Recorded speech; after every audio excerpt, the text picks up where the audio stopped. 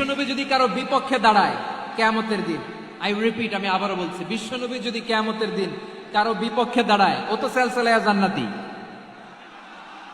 তাই না? জান্নাতি না?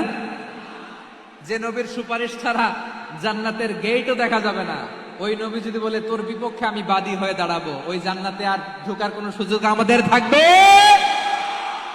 এখানেই শেষ না আমার প্রিয় লালমনিরহাটের ভাইয়েরা, এখানেই শেষ নয়। বিশ্বনবী বলেন মান কাতালা মুআহাদান, বুখারীর বর্ণনা, মান কাতালা মুআহাদান লাম ইয়ারাহ রাইহাতাল জান্নাহ।